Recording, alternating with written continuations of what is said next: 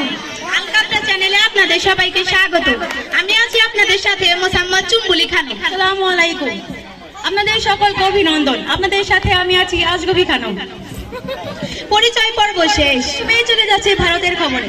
ভারতের রাজধানী নয়াদিল্লিতে গতকাল থেকে শুরু হয়েছে এক বিশাল আন্তর্জাতিক মোরগ মুরগির সমাবেশ। উক্ত মোরগ মুরগির সমাবেশে বিশ্বের বিভিন্ন দেশ থেকে বিভিন্ন দেশে মোরগ মুরগি উপস্থিত হয়েছেন। এই উক্ত মোরগ মুরগি সমাবেশে মুরগির নেতা নেত্রীগণ বলেছেন যে কুকুরুকু কুকুরুকু এই স্লোগানের মধ্যে দিয়ে তারা সমাবেশে আসিত।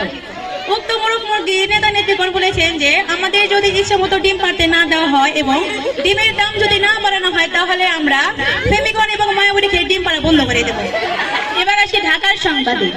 ঢাকায় গতকাল থেকে শুরু হয়েছে এক বিশাল কুত্তা সমাবেশ।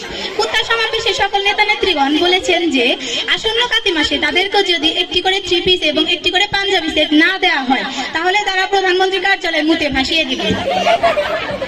আবার সিরাজগঞ্জ জেলার বেলকুচি থানার চন্ডীবিল গ্রামে এক পায়েসের খনি উদ্ধার। পায়েসের খনি দেখতে গিয়ে অনেক লোক পায়ে নিচে পড়ে আহত হয়েছে। ইন্না লিল্লাহি ওয়া ইন্না ইলাইহি রাজিউন। এবার আসি বিদেশি সংবাদে। আফ্রিকা জঙ্গলের ওপর দিয়ে একটি বিমান যাওয়ার সময় একটি মশার সাথে ধাক্কা লেগে গুরুতরভাবে আহত হয়েছে।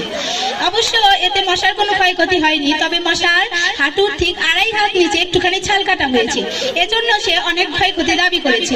বিদেশি সংবাদে চট্টগ্রাম শহরে অনেক গাঁজাখোর এবং গাঁজা ব্যবসায়ীরা চট্টগ্রাম নগরীকে আন্দোলন করে ভাসিয়ে দিয়েছেন। তাদের দাবি হলো যে গাঁজা একটি সবজি, কেউ সবজি রান্না করে খায়, কেউ বা ভাজি করে খায়, কিন্তু আমরা সবজিকে রোদে শুকিয়ে আগুনের কলকিতে পুড়িয়ে খাই। তাই আমাদেরকে এখন থেকে শুকনো ভেজিটেবল খোর বললে বেশি খুশি হব। এবং তাদের আরেকটি দাবি হলো যে এখন থেকে তাদেরকে আর গাঁজাখোর বলে ডাকা যাবে না। এবার আসি আবহাওয়া।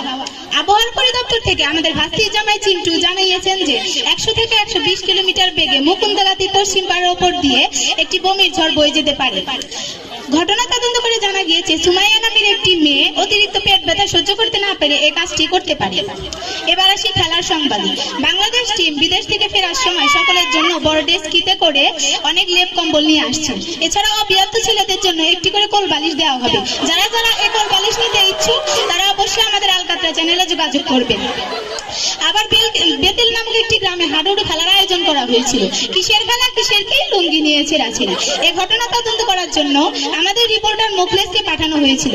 তাকে তো ছবি তুলতে দেওয়া হয়নি, উল্টে তার লুঙ্গি নিয়ে টানাটানি করেছিলেন। কিন্তু দুঃখের বিষয় তিনি লজ্জালজ্জি হয়ে এখন বর্তমানে চাকরি ছেড়ে চলে গেছেন। যদিও আমরা তাকে ফিরিয়ে আনার চেষ্টা করছি, আপনারা দোয়া করবেন যাতে তাকে আমরা ফিরিয়ে আনতে পারি। আপনাদের তো অনেক খবরই শোনালাম, কেমন লাগলো সবার খবর? আসসালামু আলাইকুম। ভালো থাকবেন আর চোখ রাখবেন আমাদের আলকাতরা চ্যানেলে। সুস্থ থাকুন, ভালো থাকুন, পাশে থাকবেন আলকাতরা চ্যানেলে। আসসালামু আলাইকুম।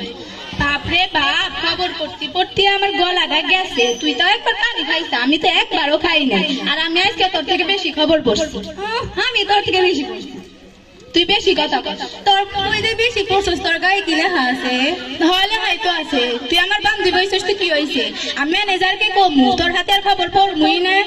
জাগা যা, আমি একলাই পেপার পারি। ঝগড়া করতেছেন, আমি তো হেনে ক্যামেরাই বন্ধ করি নাই। হাই হাই হাই, আমাদের মান সম্মান সব গেল। তাড়াতাড়ি ক্যামেরা বন্ধ কর।